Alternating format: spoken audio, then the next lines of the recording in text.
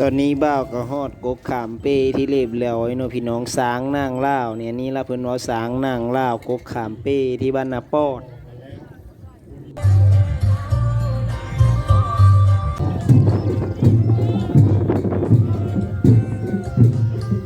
ชาเยอะชา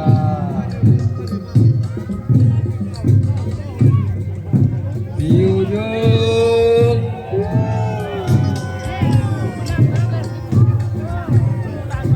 โอ้เยอะ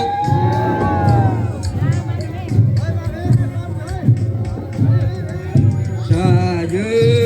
ะชาบิวเยอะ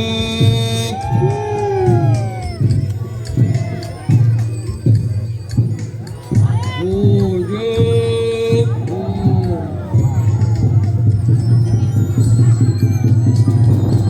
ชา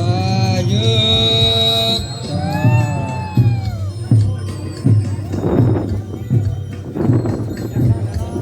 บิวเยอะ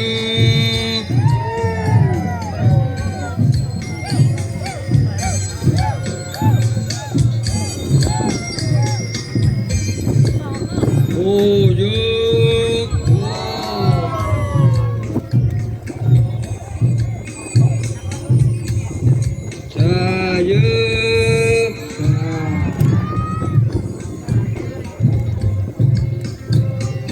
โอ้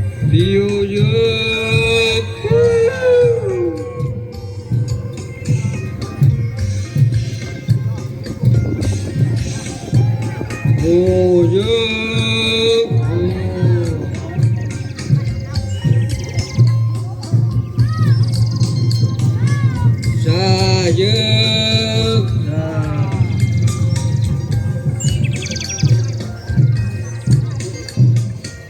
บิวเยอะ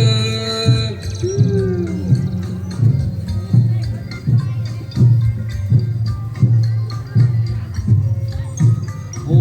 เยอะโอ้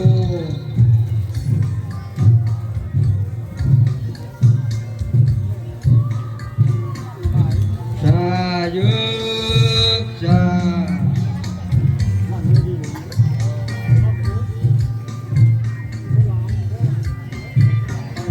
บิวเยอะ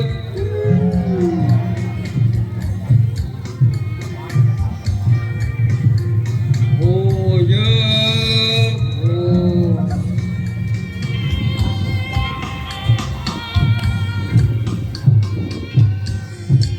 ชาเยอะชาบิวเยอะโอ้เยอะโอ้ชา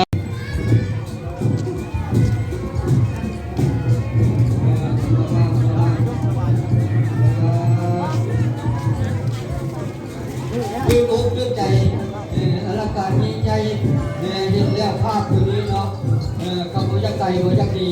กระโหดขึ้นในอดีตคิดดีผู้ยาตาได้เพิ่งได้สร้างไว้ในโมโหนี้ได้ชื่อทอดความรุ่งเรืองเจริญและความเริ่มใจจากบรรดา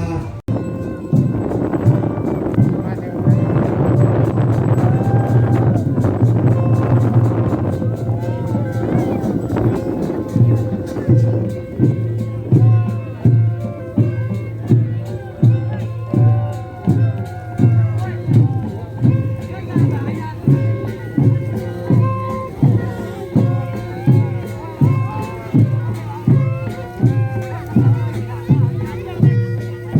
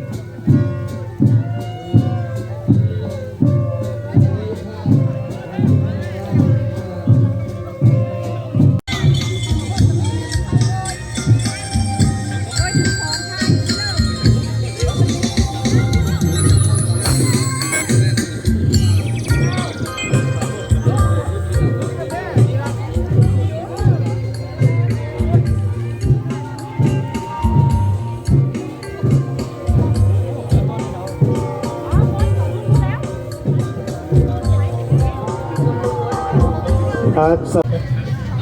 แค้นกับบัวแค้นคนเดียววันนี้เนาะเอาจับแล้ว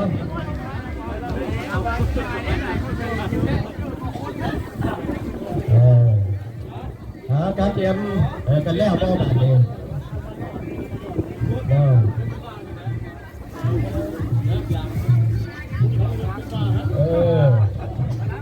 ให้น้องเข้าที่เพิ่งไปชกกันในงานประเพณีเพราะว่าจะเป็นบุญก็แล้วไปเมื่อกี้กับทางแม่ต้นสมาธิเนาะตอนนี้ก็ทั้งการแสดงศิลปะเอาไปชกไปหนึ่งบทก่อนอันนี้เป็นบทก่อนที่สองเรียบร้อยกันก่อนเอาเรื่องดนตรีเข้าพื้นป่านี้เนาะเสียงแค่เล่าเอาดนตรีจะน้องชกกันใหญ่เด้อ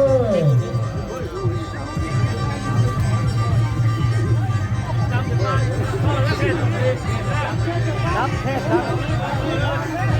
รับ